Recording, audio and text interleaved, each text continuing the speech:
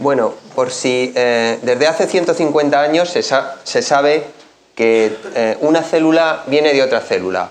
Entonces, cuando una célula da origen a múltiples células, es lo que se llama célula madre. Por si alguien no se ha enterado todavía, hay dos tipos de células madre. Células madre embrionarias, que se extraen de estos embriones, de la masa interna celular de embriones antes de la implantación, o células madre que llamamos adultas porque se sacan de los tejidos de los adultos, de diversos tejidos, como veremos.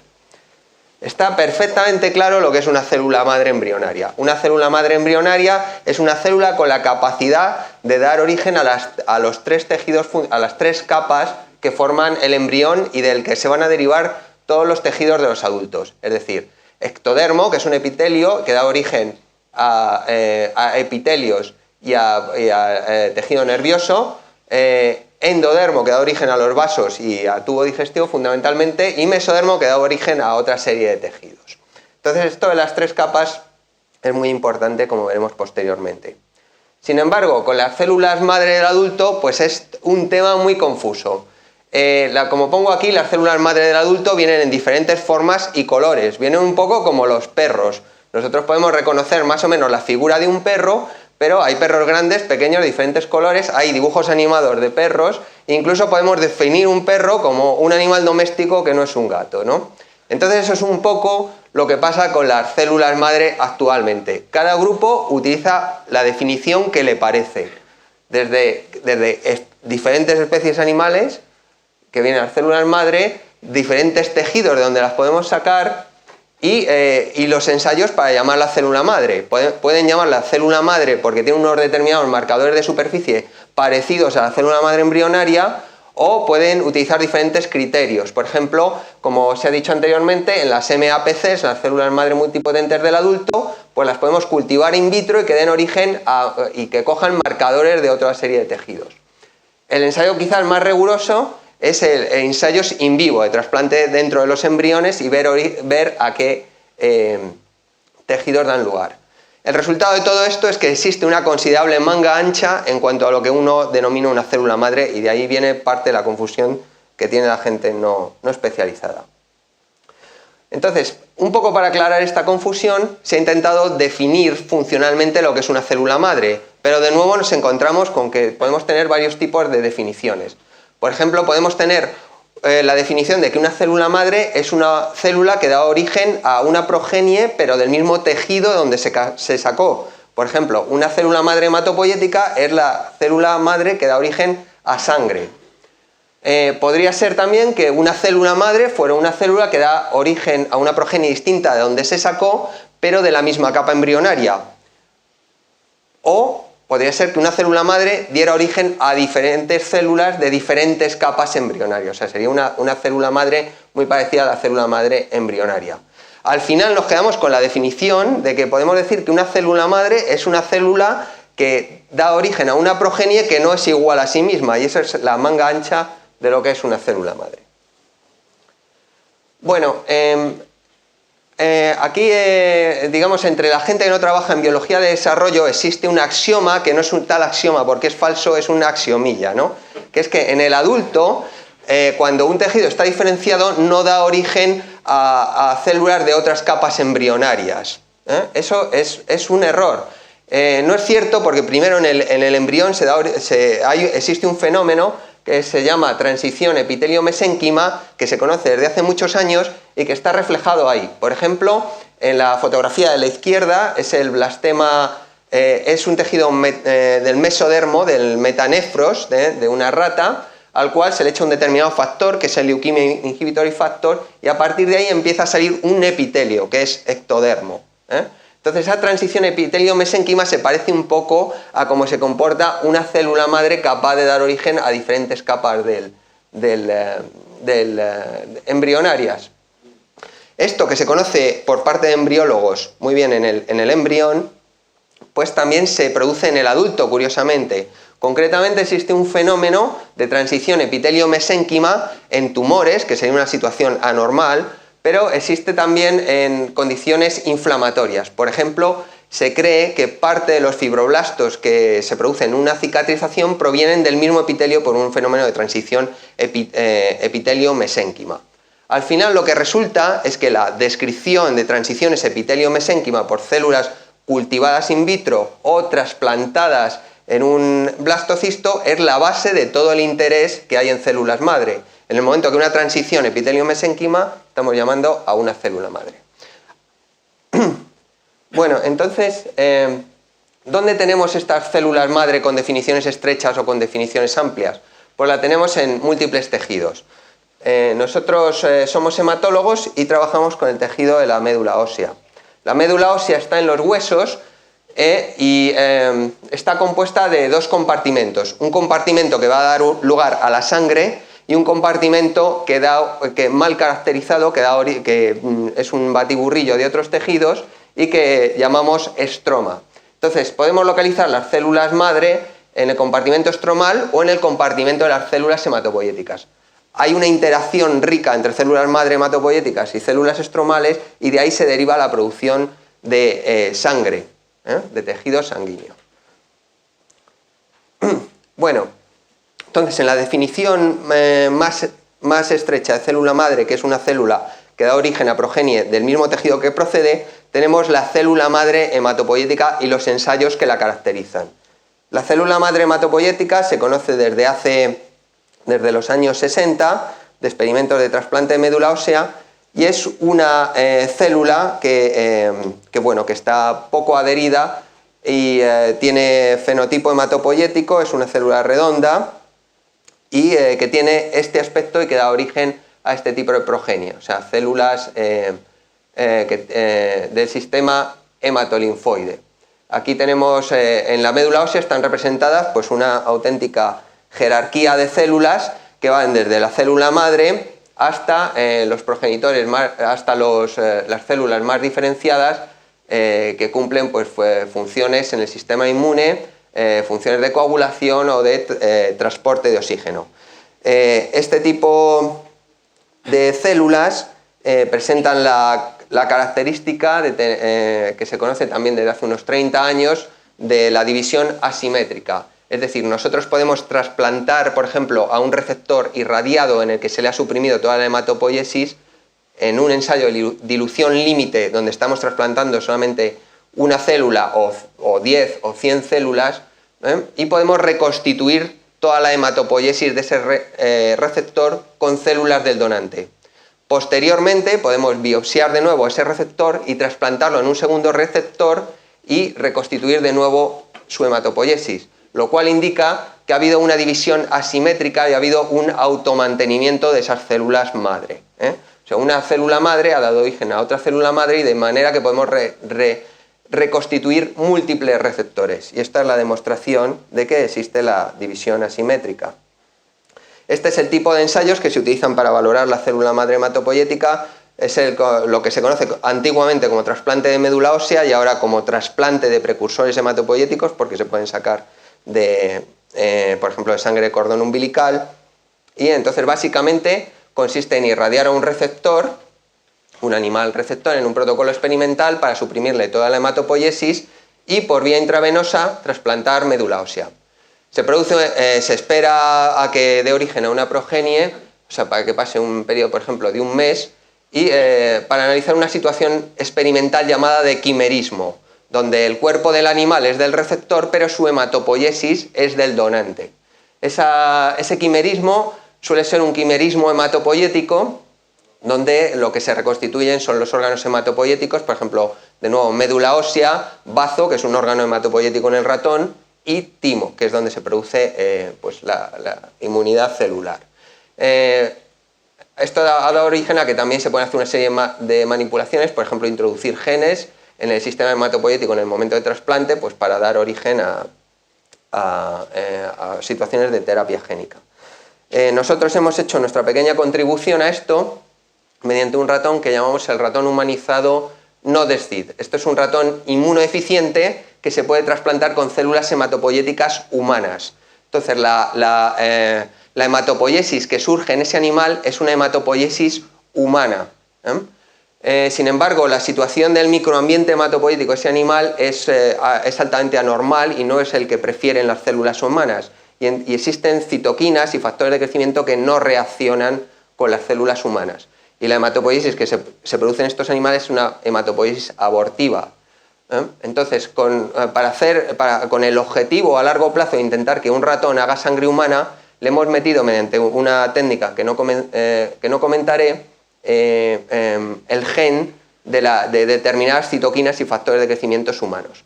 Al principio lo que metimos fue genes que simplemente dan color o fluorescencia al ratón, y posteriormente pues hemos metido, por ejemplo, el gen del factor de crecimiento de GM-CSF, de granulocitos macrófago. Entonces esperamos con el tiempo y esta técnica pues ir, digamos, humanizando el microambiente de manera que se desarrollen mejor las células hematopoieticas del ratón.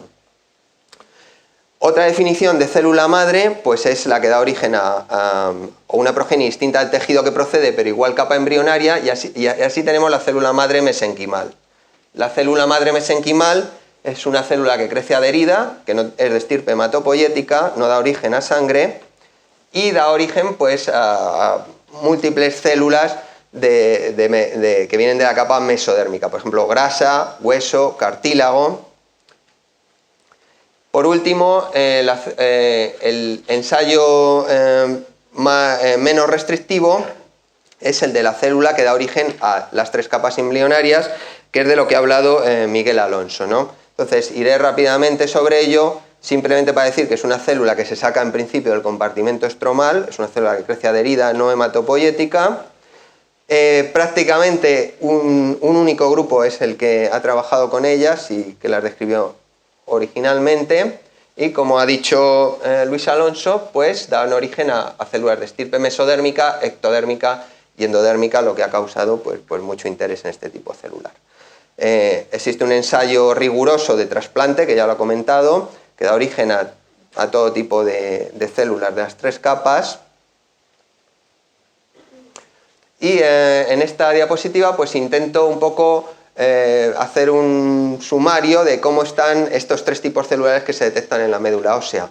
Al menos en ensayos in vitro parece que existe una posible relación entre la célula madre mesenquimal y la célula madre del adulto multipotente, pero in vitro no se consigue diferenciar las células madre del adulto multipotentes a célula madre hematopoiética, por lo menos hasta el momento que lo revisé yo.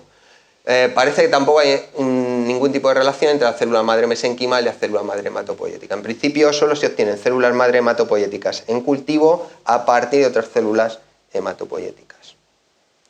Bueno, pues digamos que hasta ahí estaba controlado el tema, y ya el gran desmadre ha sido lo que se llama la plasticidad de las células hematopoiéticas. Es decir, el gato, es decir, el perro es lo que no es un gato, es la célula madre. Podemos sacar célula madre hematopoiética de cualquier tejido y dar a una progenie que no es idéntica a sí misma, y lo podemos sacar de múltiples tejidos. Por ejemplo, pues de médula ósea, y dar origen a todos estos compartimentos. Entonces, esto refleja el trabajo de múltiples grupos, donde a partir de estos experimentos de trasplante de médula ósea, pues luego se han dedicado a hacer muestras histológicas del animal, y han podido demostrar pues que utilizando un marcador genético, por ejemplo el cromosoma Y, el cromosoma haciendo trasplantes de macho sobre hembra, o utilizando determinados marcadores fluorescentes, proteínas fluorescentes, pues se han encontrado que cuando se había trasplantado en condiciones de dilución límite de células hematopoiéticas, pues se ha encontrado luego el marcador en células musculares adultas del folículo piloso, de otros derivados ectodérmicos, hígado, parece también que en ectodermo, ¿no? Entonces este fenómeno es el fenómeno que se llama de la plasticidad, donde a partir de una célula madre de un tejido adulto podemos dar origen, mediante este fenómeno de plasticidad, a células de todo tipo. Entonces esto ha estado así hasta hace 2 años.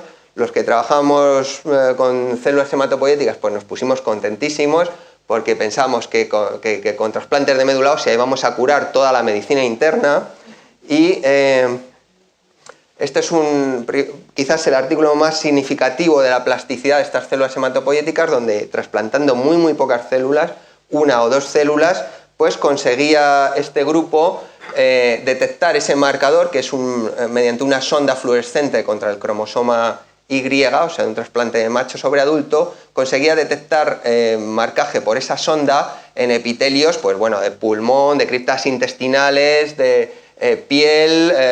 Aquí tenéis, por ejemplo, el marcador cromosómico en epitelio alveolar. Bueno, pues entonces esa era la situación hace 2 años.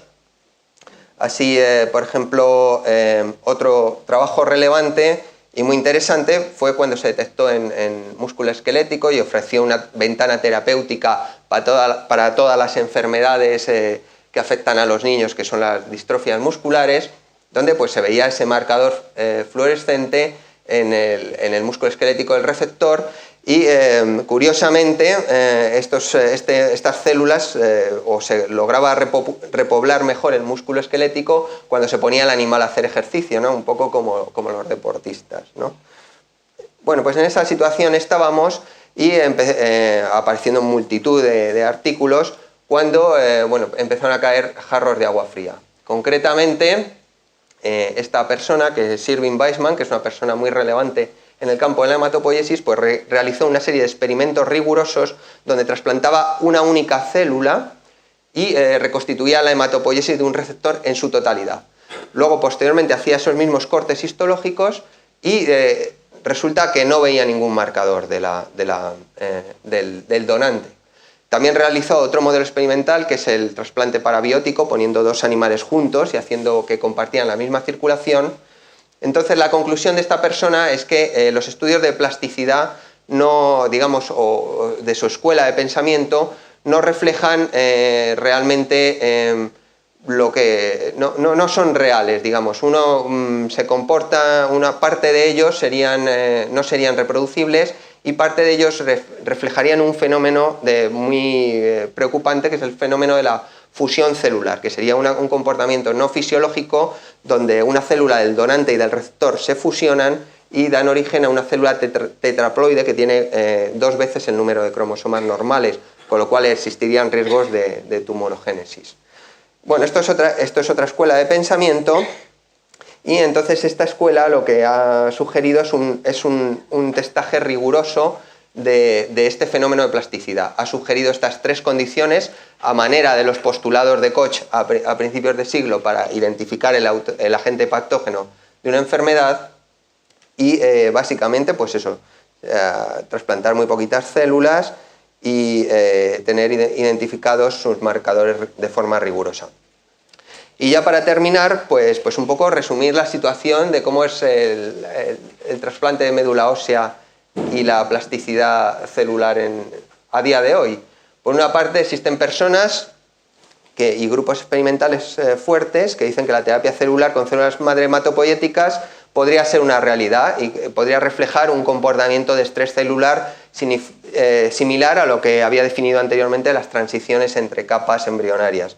Posteriormente, otra escuela de pensamiento pues dice que todos estos fenómenos podrían no existir, reflejar comportamientos no fisiológicos, ser errores experimentales o comportamientos extremadamente minoritarios. Por lo cual, yo creo que digamos que para el público en general, y puesto que esto es una charla pues a un auditorio no científico, pues diría que las afirmaciones sobre plasticidad celular de los trasplantes de médula ósea deben ser tomados con cautela por pacientes y población general, porque por los experimentalistas ya está tomada. Y estas son un poco las personas de mi grupo y ya está.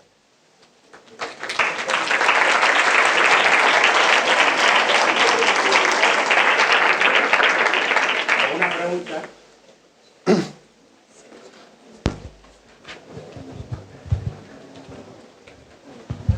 Sí, yo quería preguntar, ¿las células embrionarias son solamente el ovocito? En el primer momento en cuanto empieza la multiplicación dejan de ser embrionarias, ya se han empezado a diferenciar. Esa sería una pregunta. Y la otra sería, las células del cordón umbilical, que se consideran precursoras hematopoyéticas, ¿no se ha experimentado si pueden servir como otras células? Sí, vamos, creo que lo he entendido. Sí, una célula madre embrionaria es antes de que haya ocurrido la diferenciación en esas 3 capas. Se suelen sacar en el momento que se forma un blastocisto. Bueno, Embrionariamente, cuando hay ¿a qué momento corresponde? una masa celular embrionaria que no ha formado esas 3 capas, o sea, un par de días posteriormente a la... Un par de días. Sí, aproximadamente, antes de los 6 días. Y en cuanto a las células de cordón umbilical, en todos son equivalentes a las células de la médula ósea. Existe un fenómeno, eso es debido a que la placenta segrega factores hematopoéticos que las movilizan y las hacen circular, pero en todo son equivalentes a las de sacadas de médula ósea. Vale, gracias. ¿Alguna pregunta? Oye, hasta ahora estáis hablando, siguiendo la pregunta que se ha comentado antes, de células embrionarias como las células derivadas de la masa interna y versus las células adultas derivadas, obviamente, de individuos adultos. Pero, quiero decir, el embrión es muy grande. Entonces, después de la gastrulación, lo más importante es que se produce la organogénesis. Se produce el hígado, se producen las primeras células hematopoyéticas, se produce el riñón, etcétera. Y las primeras células que generan esos órganos son células tronco, permitidme que yo mantenga tronco, células tronco somático específicas, de cada uno de esos, y se comportan, en algunas que hemos estudiado, totalmente distintas de las mismas células del adulto. Yo creo que también hay que considerar esas células, para bien o para mal. No sé si se podrán rescatar para terapia humana o no, pero por lo menos conocer que existen y que son distintas. Sí. Y en general mejores. Sí, estoy de acuerdo contigo.